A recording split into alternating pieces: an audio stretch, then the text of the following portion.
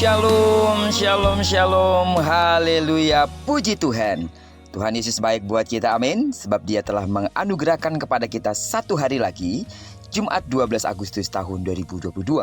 Sekali lagi ini adalah sebuah anugerah jika kita bisa berada di hari ini.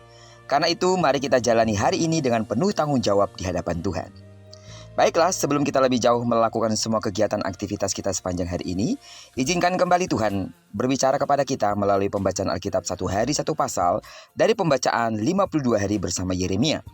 Dan hari ini kita telah berada di hari yang ke-39, maka kita akan membaca kitab Yeremia pasal yang ke-39 ayat pertama sampai dengan ayat yang ke-18.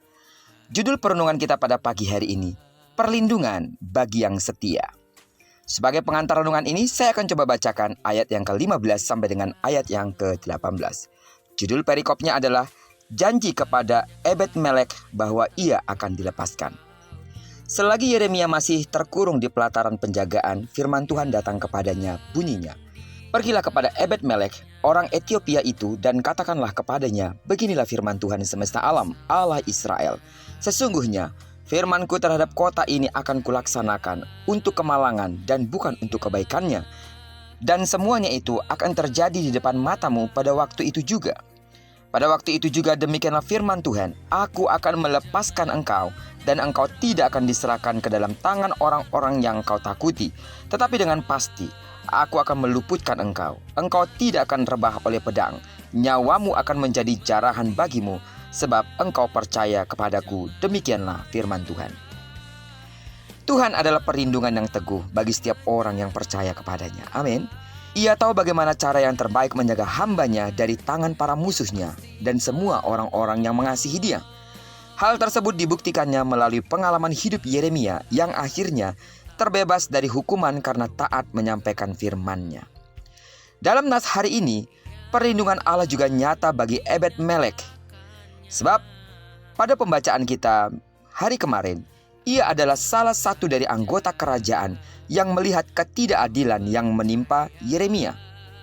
Hati nuraninya terusik karena perlakuan beberapa orang yang memfitnah dan mengharapkan kematian sang nabi. Karena itu ia dengan berani membela Yeremia di hadapan raja, walau nyawa menjadi taruhannya.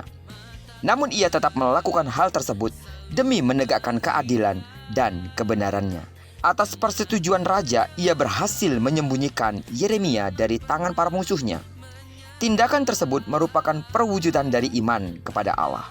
Untuk membalaskan perbuatan dan kebaikannya, Tuhan menghiburkan Ebed-Melek melalui perantaraan sang nabi.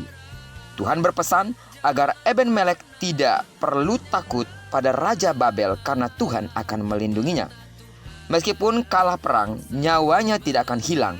Ia akan pulang hidup-hidup karena Tuhan akan meluputkannya dari tangan Raja Babel.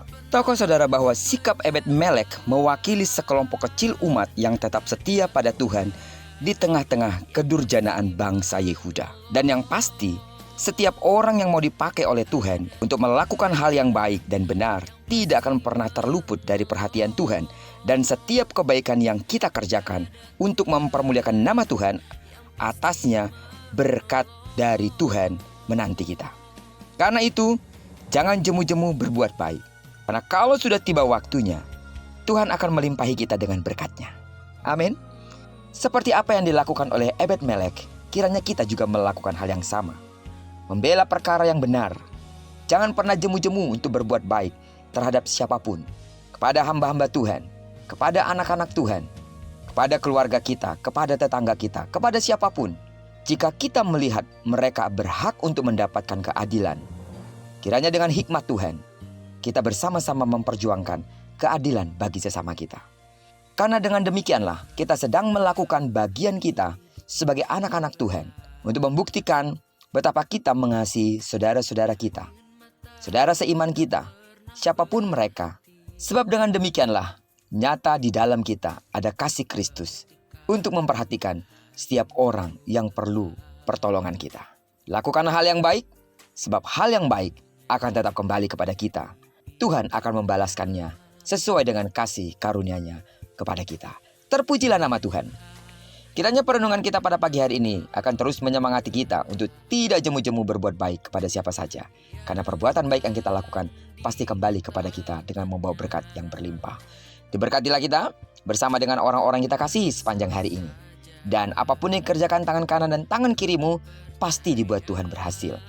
Karena kita telah menyerahkan diri kita sepenuhnya ke dalam tangan pimpinan Tuhan, maka di sana berkat Tuhan dan kemuliaannya akan dinyatakan bagi kita. Doaku terus bagi seluruh sidang jemaat Tuhan, kiranya hikmat, kasih karunia daripada Tuhan melimpahi hidupmu. Dan bagi sidang jemaat Tuhan yang sakit secara fisik, dengarkanlah bahwa dalam nama Yesus sembuhlah sesuai dengan takaran imanmu. Diberkati kita bersama dengan orang-orang yang kita kasihi, serta bersama dengan orang-orang yang kita cintai dimanapun mereka berada. Terpujilah nama Tuhan. Shalom.